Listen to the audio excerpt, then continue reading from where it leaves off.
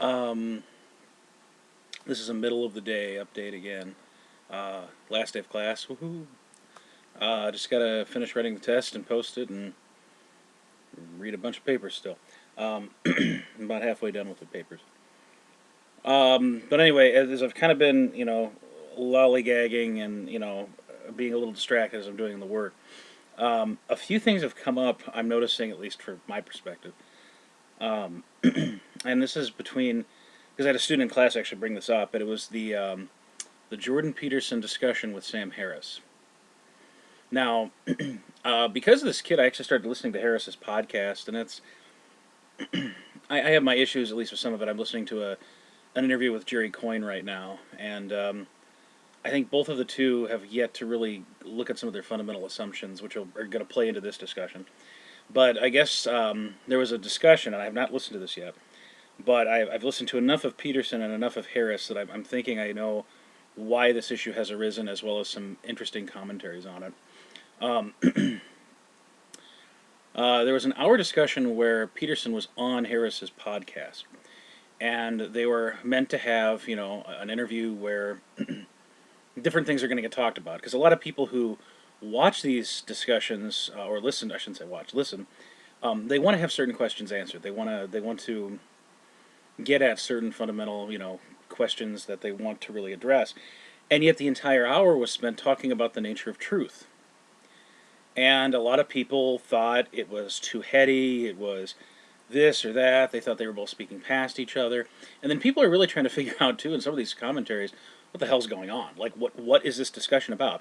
Because in some ways, both Peterson and Harris, they come at it a different perspective, but they have similarities. And a lot of the same people that listen to both of them and respect both of them have the same, effectively, I'd say, political outcome.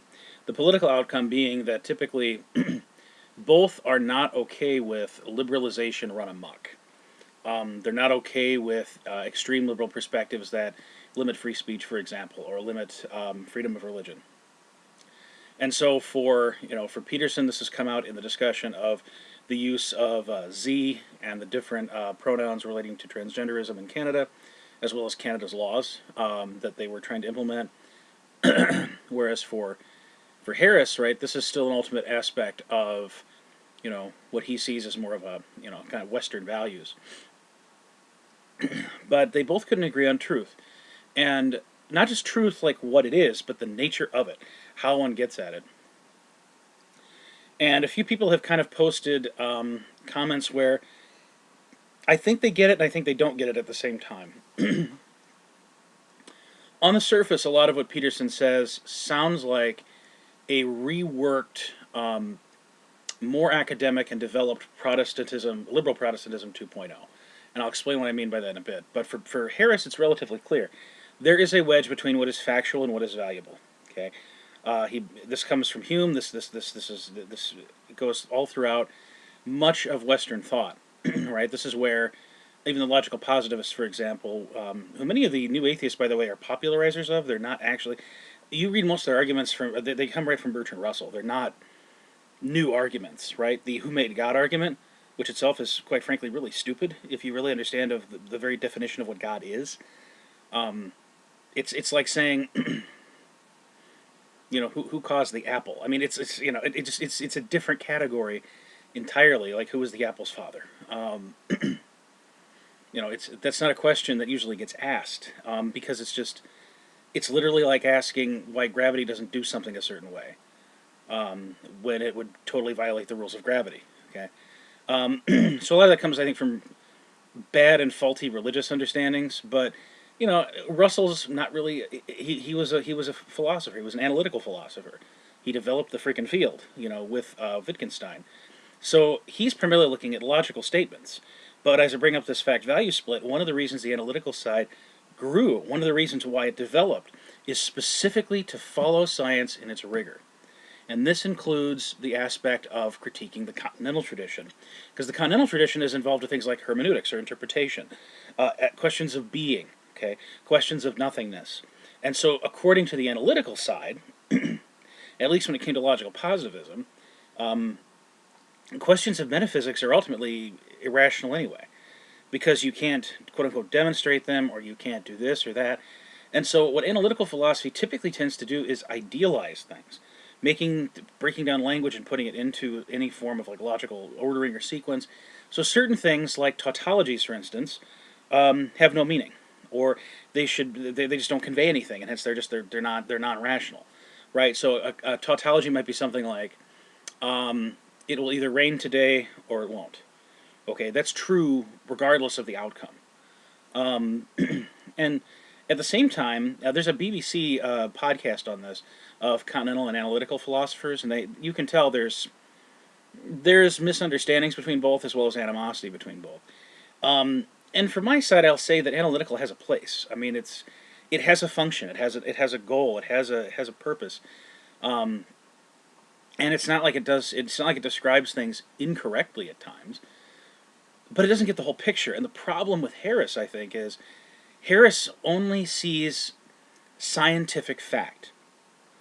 It seems to me that there are elements in his life, and I'm sure he would analyze these and kind of come to a conclusion, but in many ways I would argue that for as scientific as he's being, there's an element of confirmation bias, an element where he is going to see things that he approves of and apply everything to scientific rigor, except some things. And I don't even think he's really aware of what they are, because it's one of those things that you don't notice it until you start really paying attention, to the question of,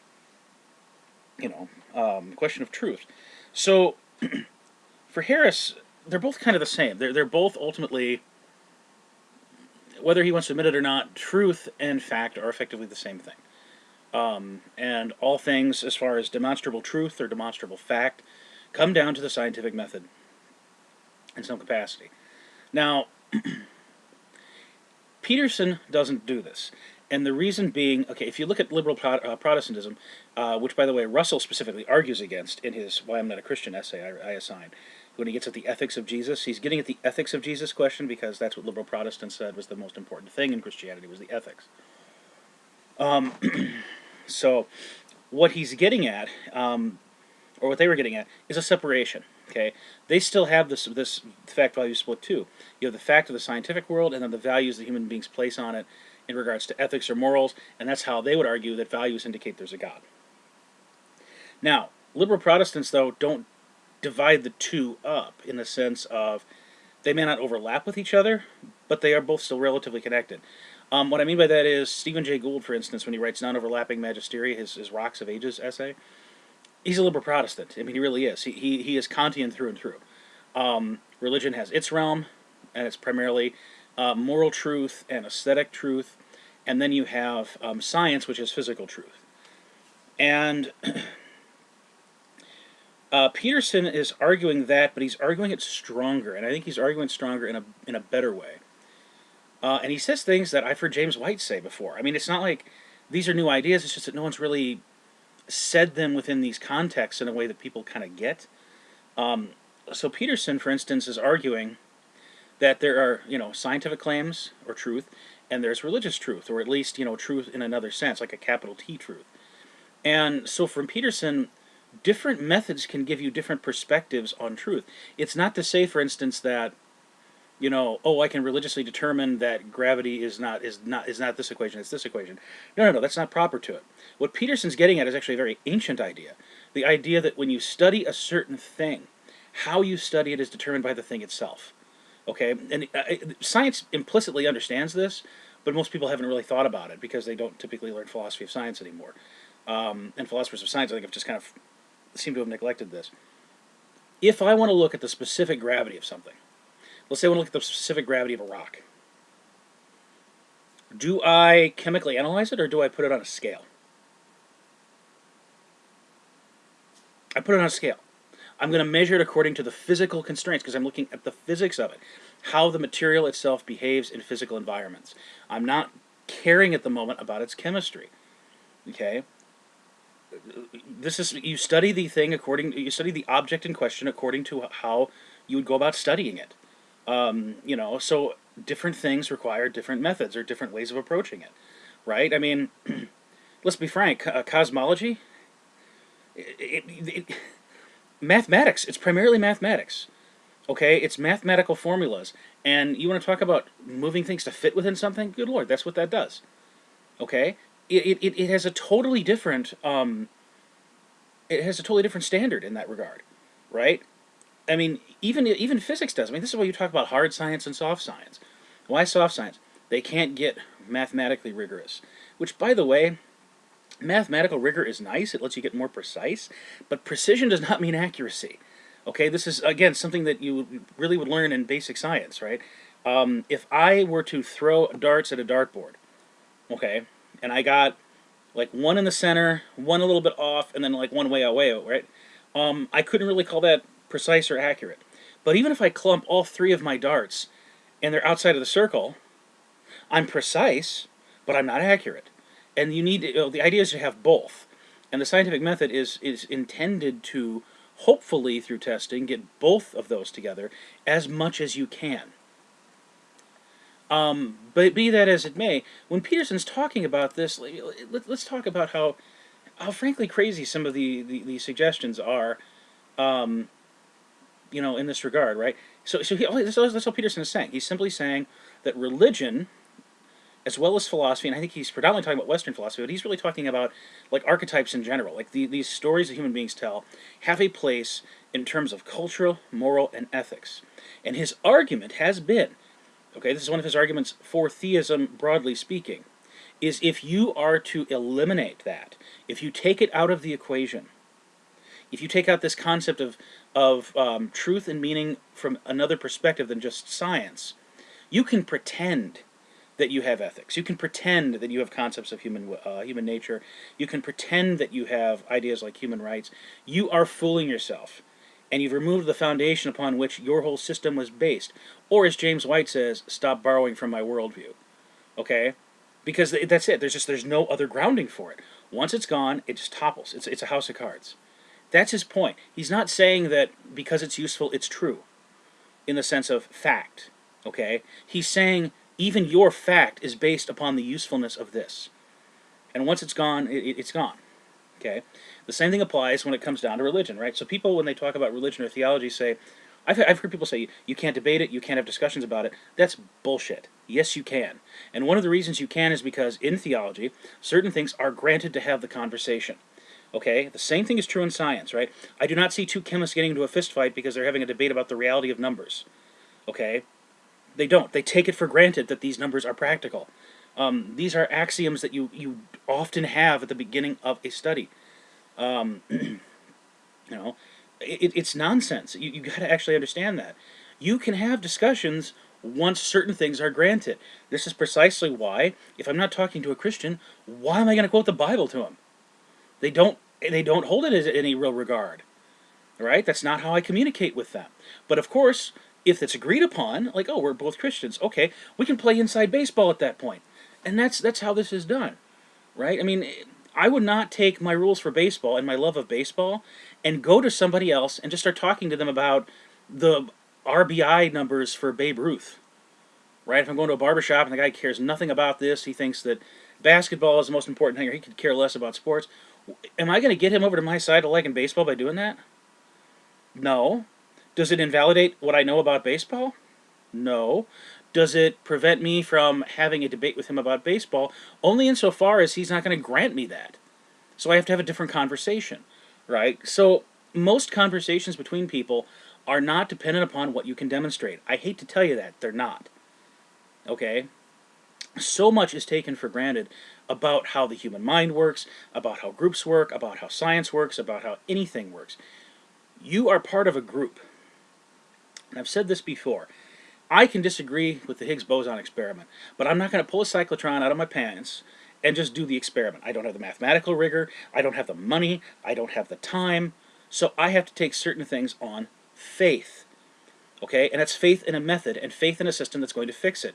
And P.S., if you, again, you can have a naive view of this where it's just always going to progress, tell me this then. I think it was Zion is her last name. She's a psychologist with someone else. And this is in one of the edX videos on Religion X. You can look at them on YouTube, actually. She's referenced a few times, and they reference an experiment involving a priming. Okay, and they had 57 subjects. They primed, I think, the thinker, and something else for a religious thing, and their conclusion was that the thinker prime versus the religion prime helped people think more analytically. Okay, Science published this. Okay, Science magazine published this. What's interesting though, another experiment was done that tried to replicate it with 800 people, and that one showed there was no connection. And even Zion and the people that did the original paper, they agreed. They said, okay, well, this is falsified. So they did what good scientists do. They say, okay, this thing is falsified, let's move on, and work for something else maybe then, or look at something else. The problem is, when that was represented to science, they didn't publish it. They didn't publish it. Why do you think that is? You ever stop and think maybe that science itself has not only a bias in terms of what they publish and edit, but why they don't do retractions? Hey, tell you what, how about National Geographic? Do you think that when they published a thing about, say, like a Chinese fossil, and it turns out that fossil was just a fabrication, do you think that retraction's like on page 1? Or is it on like page 47 underneath like the plumbing ads? Okay, because that's how this works. That's why I like to look at things like Retraction Watch, right? They're primarily health and medicine journals, but they're talking about things they keep getting cited, they keep getting cited, they keep getting cited, and they've been pulled, right? Or the study's been falsified. And yet the falsification study either wasn't published or wasn't published well or in a really reputable journal, and so people keep quoting it, they keep citing it, they keep citing it. So science is not necessarily a way of life. I know people want to pretend it is. Dear God, if you had the same amount of skepticism towards your everyday life, you would not be buying used cars, you would not be getting a car loan, you wouldn't be getting a house loan, you wouldn't be doing half the stupid stuff you'd be doing. In fact, you probably wouldn't even walk out of your house for fear of, I don't know for sure if that person knows how to drive a car. The level of skepticism applied to religious belief is in overdrive sometimes, to the point where it becomes ludicrous. And let me explain what I mean by this. Christopher Hitchens has at times, he's of course deceased now, he had 2 complaints, and alone they sound powerful. Together they sound like batshit insanity. Let me explain. The idea of a North Korean God who knows your every thoughts and will hold you accountable and find many of your thoughts bad. It's the North Korean God, right? He sees all your stuff. Okay, that seems powerful. Man, this God is just in everyone's business. Why can't he just leave me alone? Second complaint. God does not actively intervene to stop suffering. Again, powerful on its own, but together you're like, wait, what? So you want a God who gives you absolute freedom, but constantly nannies you, which is really funny for Hitchens to say, considering he was not really a nanny state kind of guy. So you want square circles while you're at it? I mean, you can't have that. This is the same concept of robbing Peter to pay Paul. You want freedom. You want perfect freedom in everything, including moral decisions, and yet you somehow don't want consequences for it. That's self-justification at the highest level. It's arrogance of what human beings can do that's just crazy. It's kind of like looking at God and saying, well, you allow this to happen. I mean, there are theological problems. Don't get me wrong. Theodicy is necessary. But to just simply say things like, because of this, I don't believe in God, or if you're not going to believe in God, that's fine, but at least come up with some solutions that don't sound like they just sound totally illogical. I mean, literally, what would Hitchens' God look like? I mean, think about yourself. If you take these things about what is and is not what I think God should be doing, or what I don't believe in God, then imagine if you actually did have a God and what he looked like. Because if you cannot answer your own objections, then you're not even open to the idea of God being real. You're not. You literally have no place for that hypothesis or that idea because you can't even imagine it. Right? And at the end of the day, I figure you can't actually have anything over human beings entirely. And that's the other reality. The other reality is nothing should be better than you in all of these discussions. Or someone should be there and wipe your butt every step of the way or something like that. And the reality is take responsibility. That's part of it. Take responsibility. Recognize that if you want that total freedom, you're going to need to have the consequences of that action. And those consequences affect a lot of people, which is part of the consequences. The other thing, and this is pure scientism. This is something that can be eliminated off the bat because scientism itself is self-defeating. It's something you can't even draw from science, so by definition, it's not self-contained. Um, I see no evidence for God's existence. Okay, put on your thinking caps, guys. If you have made science the sole way of finding truth, you're never going to see evidence for God. In fact, if you did, I would think you're crazy. And you might look at me and go, well, that doesn't make sense. Why not? Well, again, because you study something based on what it is. God is not a physical thing like a cube. Okay? He's not a tablespoon of sugar. Okay, what are you going to do? Find a test tube of God? What? Again, from somebody who actually believes in God and actually really studies the nature of God and thinks about these questions and sees the science-religion interaction, that sounds crazy. No religious person would ever say that. And in addition, you wouldn't say that. Like, oh, what if God came down and said, I am God, worship me? Well, first off, we'd think that someone was playing a game. Someone has a megaphone somewhere, or they drugged us, or this or that. Secondly, there was a dude about 2,000 years ago who did that, and we killed him. We killed Socrates too. But, anyone that comes usually with a truth, bearing truth, we kill them. Um, Again, that whole free will thing, not being encumbered by anything, or us being just really cool people, history don't show that, yo. So, yeah. I mean, historical truth is another one. So, for instance, right, Harris is talking to Coyne, and of course he brings up something that I always bring up. Whenever someone's like, science and religion have nothing, they never compete on the same grounds, they're in totally different fields. This is why I'm not a liberal Protestant, by the way. Nonsense. Yes, they do. They interact at times. You're talking about a Jewish carpenter who died and comes back to life, okay? Now, is this a claim about biology? No, it's not. Okay, but does it involve the physical realm? Yes, it does. Why does it not involve biology? Because biology is about principles and laws, and dead people don't get up. Okay, when they're dead, they're dead. Done. Okay, this would be something we call a miracle. Okay, this is something where the what we would see as natural laws get violated, or something is brought back to its proper order. And if you see it that way, it's not a violation of natural laws. It is instead a kind of use of the laws as they are intended to be. Right? So, in Eastern Christian thought, the understanding of the fall is not just an element of sin. It's an element of, I guess I'd say, contingency or dependence. Right, so at the beginning, we were placed above creation. We were placed actually as the pinnacle. Okay?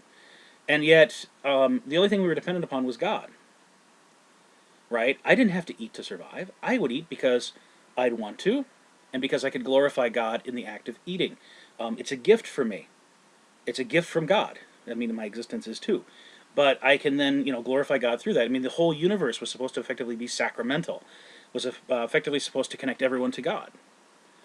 And what happens at the fall, and Athanasius talks about this too, it's this idea of, I've seen now the material world not as a way of glorifying God, but as a way to become God.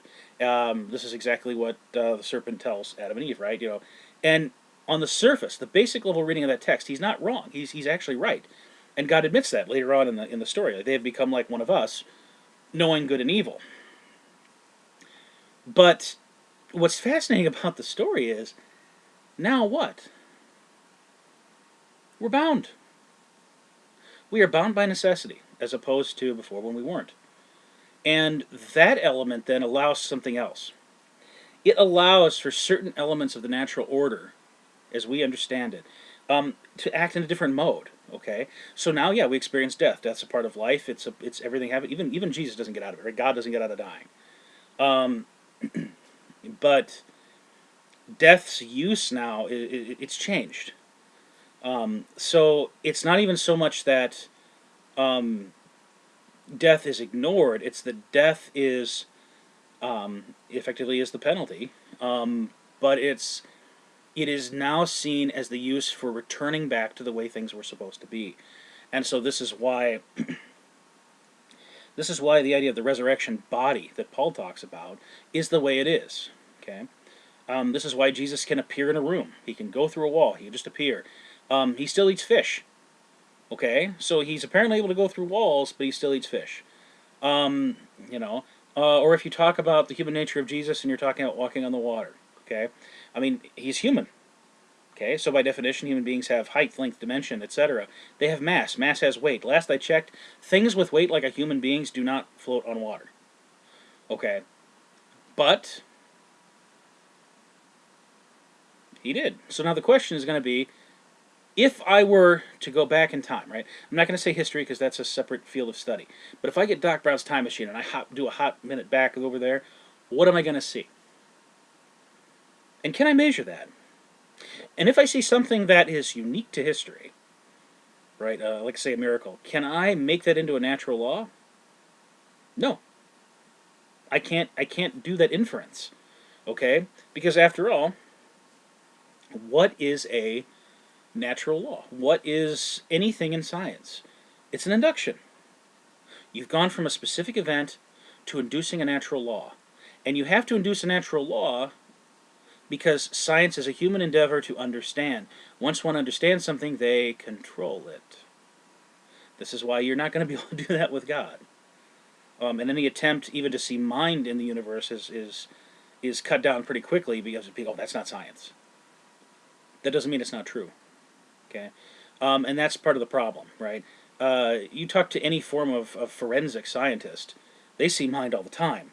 That's how you can determine someone's murdered. Okay, and so what's interesting is that in that field of study, mind is acceptable because of course it's human mind, right? We understand that. We know human beings are around, but sometimes when you look at the universe, my impression I get is like it's like you walked into a room with a guy holding a gun that's gone off. His prints are on there. He has motive, and he even is saying, "I shot this guy." And you're sitting going like, "This is going to be the weirdest suicide mission we've ever gone on." That's what it seems like to me. Um, Now, does this mean I'm right? No. So at the end of the day, with the whole Harris and Peterson discussion, many of the criticisms of Peterson have been just because it's useful doesn't mean it's true. But here's the problem: just because it's useful doesn't mean it's false either, and that is the problem. Okay, when it comes down to being able to determine the truth claims of certain religious or philosophical systems, one has to question that if it can support a system like science within its environs, and you're using science to determine truth, then frankly, to an extent, science is a subset of culture. You have a true element in this of a subset within the set. Okay, so the set itself cannot be fully false. Okay, and that's kind of where I'm sitting on this. Is I get the hyper skepticism of it's useful, but is it true? And I teach that in my class too. Like when I do a fact value discussion, like when I talked about sexuality, right? So sex is masculine, feminine, with a few exceptions. I say like Klinefelters or certain things, but overall we're sexually dimorphic. We have male and female. At the same time, gender, which is culturally determined, right? that can differ because that's a value. So when I finally explain the future of religion in relation to say sexuality, sexual orientation, transgenderism, I said I don't have an answer. Okay, because if I did, I'd have about 10 Nobel Prizes, and I'd be, I would be the world's most interesting man. Um, so, and because I don't, I'm not there. Um, but in Socratic dialogue, the idea is to reach aporia, this silence where you're open to thinking about something else, and that openness comes when you cannot go.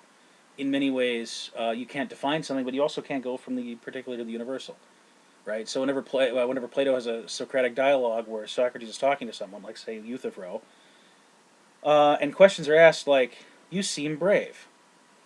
What is bravery?" And every time the person tries to describe it, they can't. And this goes back to kind of ideal forms to an extent, but it also gets back to the issue with science. Okay, science is extremely useful. I can look at something and say that's scientific, or I can look at something and say that's rigorous or that's this, but I also can point out times when it's not. And as a result, what that really should show is that science is a limited tool. And if you think it's the only tool human beings have in their toolbox, and you want to put everything under its umbrella, you are elevating it to a level of godhood, of religion itself. because you think that that entails all the answers, um, or at least all the answers we can be quote unquote sure about. And that alone, like I say, it betrays something. It betrays an overdependence on science. It betrays the understanding that science and ethics, for instance, are not united in any way, shape, or form. Um, because if that's the case, we would not have had the atrocities we did in the 20th century. Um, it equates science with usefulness and tools. And one of the interesting things about this whole method of thinking about science, as I point out to students, it implicitly takes human beings out of the equation. And maybe that's our problem. We sit as, judges over the universe or over the rule. We are masters of the universe. We have the power. Um, any He-Man fans out there? When it comes down to us and nature, we often think like we're not part of nature. And so, let's take Darwin seriously. We are part of nature. So now let me ask another question. If mass extinction is not going to affect me personally, and let's say I choose not to have children, why should I ethically care? And don't give me this empathy nonsense, okay? Pretend I'm a sociopath. This is precisely, and Peterson will argue this too, this is precisely why Dostoevsky said what he did regarding if there is no God, anything is permissible. This is precisely why Nietzsche said God is dead, we have blood on our hands. Okay, and Nietzsche then goes on to predict effectively what the 20th century turns into. You can't eliminate reason. Faith. You can't eliminate purpose and value. Human beings will find it. Okay. Now you can argue that that's an evolutionary, thing for this or whatever, but again, that doesn't mean it's false. So to just poo-poo this because it doesn't fit under your perspective or your realm is, in my opinion, very close-minded and very not helpful in any way, right? So, and this gets back a little bit to the Harrison coin discussion. They keep saying religious, and they don't define it. It's like saying, faith. Well, faith is irrational belief. Okay, first off, no. Or it's faith without evidence. Again, no. It's not what it is, okay? Or faith without proof. Okay, well then you have no proof either, apart from mathematical and geometric proofs. You don't have nothing. Okay? You don't got nothing. You don't prove science, okay? You falsify it, and you falsify it even, by the way, within a percentage. If you were actually doing like mathematical and statistical studies in science, if you've ever set up an equation to do this, to do a null hypothesis and alternative hypothesis, you'll find out you can falsify the null hypothesis with a certainty of like 90-something percent, which means there's a percentage you still don't know. Okay? So, you aren't proving anything. Stop thinking you are. And stop thinking that only science is rational. I mean, you can have all sorts of rational discussions that are not based in science. All right? In the same way that I could have theological discussions on the Bible without them always being related to grammar. Okay? I mean, the grammar is useful, it's interesting, and it mutually informs each other, but that doesn't mean that the other one's less, because it's a different method and a different way of doing it. I thought human beings would have, by this point, I thought human beings would understand that just because one's successful and one helps us live, that doesn't mean other ways are false. I mean, gosh, in the Middle Ages, I would figure you guys would be all about religion solves all our problems, and anyone that does science is, being irrational or they're doing witchcraft, because that's how you're interpreting it. You're interpreting it through that lens. So success does not always mean it is the only way of doing something. And for as much as the modernist, which science grows out of, the modernist or Renaissance studies, to try and avoid the wars of religion, it failed. Okay? It has just as much, if not more, blood on its hands than religion does. So this issue of wanting to live one's life according to it, its principles, I get being skeptical. I really do. But there also is a limit, I think, on that. A healthy limit. Where there are some things that you do take on faith, and the only real reason you don't want to take religious claims on faith is because you have a view of science that I don't think is proper. So, Now, again, you can disagree with me. People do. Um, but at the very least, in a discussion on this, the question needs to be asked: what is faith? Does the person you're talking to agree with that definition? And frankly, even hearing the two talk, they have a very specific religious subset in mind. Um, and what they'll do is they'll often claim, so and so says this, and they're over here, and they claim to be this, and they're very erudite, but they're wrong here. Look over here. Here's the whack jobs over here. Um, so uh, they need to, rather than looking at examples, I think deal with the arguments of the other side, um, and the good arguments. Okay, not just. And this is, I think, why Sam Harris couldn't talk to Peterson. He couldn't even understand what Peterson was talking about, because it's just not how he sees the world. Harris is not open to that. And because Harris is not open to even looking at the world through his perspective, he can't criticize it. And yet, Peterson can do that. Because first off, he's a psychologist, but he debates. He actively engages in exchanging ideas, and to exchange ideas, apart from just like, is the process and procedure and mechanism of this evolutionary process this, or is the cognitive thing this? It's again, it's for if Harris imagined himself as debating with someone in his own area and played that in other areas, I think he'd do better, because it's inside baseball again, right? The way cognitive scientists or neurologists or neuroscientists talk to each other, they do not talk to everyday people like that. Okay, because even if they're popularizers of science, they're popularizers of it. They don't use all the terminology that they would use with each other. Okay, it just doesn't work that way. Um, and so, if I were to say want to get into the mind of a scientist who practices actively, I have a benefit because I do have science degrees, but I have to really understand them and beyond just the basics. I have to get into that mindset. I have to understand why it is they're saying this. Even before I critique something, because how do I identify bias otherwise? Yeah, believe it or not, bias is in science, guys. Didn't know if you noticed that. It's a human thing. Um, yeah, it's frustrating because when you have a background in a lot of different fields, you start to see that the real the real intelligent people, the real people that I think usually have something going on that's positive or correct, are those that can genuinely look through another perspective's eyes and then criticize it. This is one of the reasons I respect James White to hell, because I know what that sounded like. No, I respect him a lot though, because he can do it. And if he can't, he then tries to. And this is precisely why he doesn't want to talk to Lutherans and Orthodox in the same way he would like Roman Catholics, because he does not.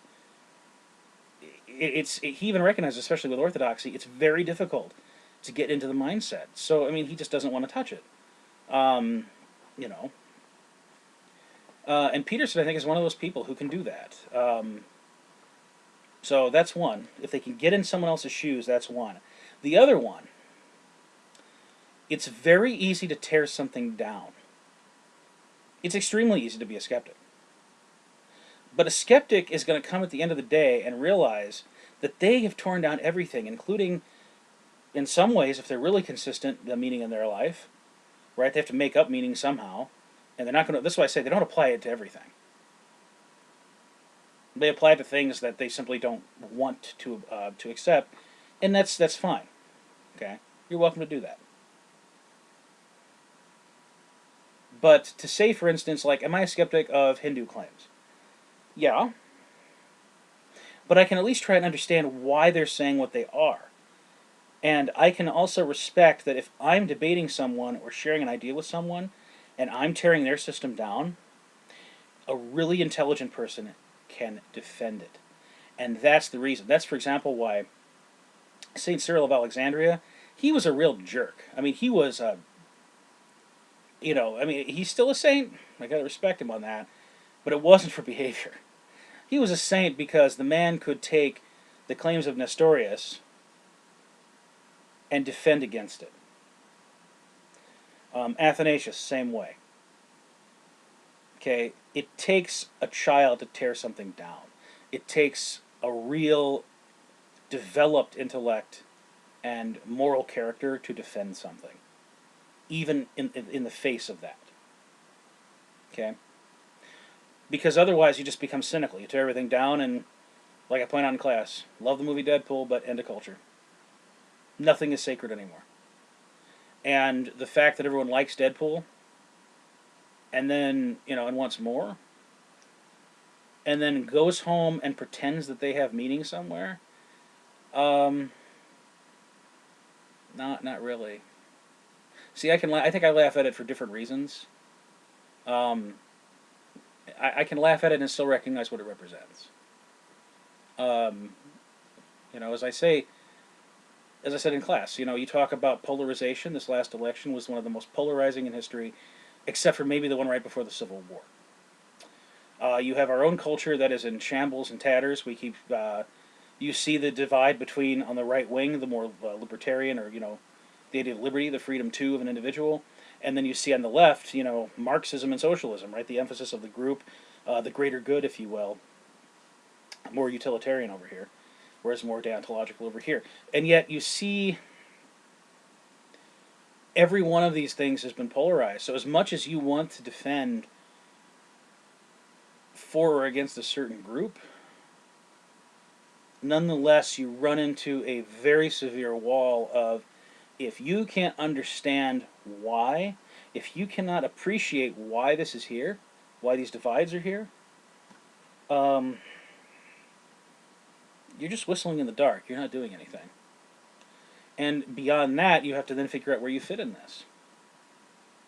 Okay? I mean, at the end of the day, you're responsible for yourself. The question is, what is going to define you? If it's labels, and you don't like that, then be an individual. But don't be an individual that just, don't look, for example, like you gave up trying, right? Don't buy pre-ripped jeans that are $500. Don't buy the latest cell phone. Don't buy the latest this. Because again, why are you buying it? You're following. Okay? Um, for as much as many atheists and critics of religion are correct in terms of, unfortunately, how cultural religions work, a lot of people have not come to conclusions on their own. They have not studied these things. And many of the churches and religions have, unfortunately, not always taught that, or taught well. But many religions at their source, okay, when Jesus says, repent and believe, and again, I still love the repentance video, he's not talking to Bill and James. He's not talking to my neighbors over here, for instance, who, oh, they have affairs. Oh, it's terrible. Or he's not talking about the guy over here, oh, this guy, he deals drugs on the side. Or this person over here, like, oh, I hear they gossip all the time. He's talking to you. He's talking to you who sees everyone else's faults and not your own.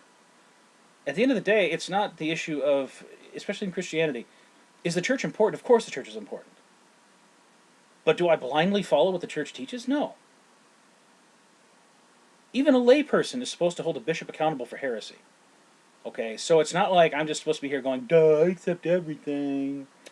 Yeah. Okay, this is just... So the critics are right in the sense of how it's been practiced, but it's not the actual core, right? So, maybe it's a structuralist, post-structuralist argument, but one of the things Peterson says that I like, and I think Harris personally believes it too, is work on your damn self first, okay? Before you go and start criticizing everything, take the time and study it, okay? I might think Scientology is whacked out as balls, but until I learn more about it, I have no real basis to understand where they're coming from. Mostly because I don't have money, but, that's beside the point. So there are some religions I just don't get into, and it's not because I would agree with them if I did. It's just that I disagree with them fundamentally for these reasons, but as far as debating it actively or going online and being an internet troll, I can't do so, right? Being an internet troll actually comes from knowing the thing better than you do, okay, or better than the opponent does. And a lot of people just don't have the time or the patience anymore for it. If you're going to ask questions seriously, ask questions seriously, pursue it seriously, and pursue it from different perspectives, okay? Um, and start asking important questions of the people you're reading. What's biasing them? What is their life experience? Why are they saying what they say here? Okay. Um, did it form it? And not only that, too. By the way, if it's bias, how much, and is that bad or not? The continental tradition certainly wouldn't say that. Elements in some ways of, let's go back to the tautology, and I'll end it with this. The simple tautology that the analytical philosophy says is meaningless. You know, today I'm going to die or I'm not going to die. To the analytical philosopher, that's a tautology. Okay, it's true and false regardless of what you claim it. But here's the problem with that. Someone on a certain day, when they hear that, it means something to them. Okay, and that's not generated meaning. That's not fake meaning. That's their existence at that point. Okay, the question of, am I going to be here tomorrow? And knowing that, do they then change something? Do they then try and become, in their mind, what a better person is? Do they then, or do they seek to do, um, you know, I don't know, something good for humanity or something? This idea is that when faced with that, that's a meaning. Um, and if we weren't so afraid of death, which our culture of death, which I do think it is a culture of death, is so afraid of it, it hides it. It hides it in any way it can. Um, and to face that is not so much a logical thing, but it's nonetheless true. This is what Peterson, I think, is finally getting at, is this idea of truth beyond simply the scientific. Okay? Because, yeah, that's going to be true for everybody who hears it. That's going to be true of me, even if everyone else hears it, right? So if they say, Chris Heron, you will either die today or you won't. And someone, of course, next to me is going to go, well, no shit, Sherlock. But that's not what's going on. Okay? That can take on a different meaning for me, or a loved one who might think it, well, that's true, not just of him, but of me. But it might say, well, he's going to potentially die today. I need to, you know, think about people who've lost people. I should take more advantage of the time I have with them. Um, it changes things. Okay? It's true at a level that's just not scientific. And that's what Peterson's getting at. And I think that that's a healthy way of living, is to understand not everything can get put through those sieves and filters. And yet it's still important. It still has value. And it has value specifically to the person who you might think it has no value to. So healthy philosophical discussions and theological discussions are useful. You can think the idea of God is total nonsense. But for once, listen to maybe what they say a little bit. Listen to the people that have taken it seriously. If religion is meant to fulfill a psychological thing in human beings, how is denying that going to help you? I mean, it seems like you'll just be really maladjusted, or have this sense of superiority, like, oh, well, I know it's nonsense. I mean, of course life has no meaning. Then you go cry yourself to sleep in a corner. That's the level I think that Peterson is talking about as truth. And that's where I would say just because it's useful doesn't mean it's false. So, anyway, with that, I'm going to go. I got a test to finish writing and papers to grade. So,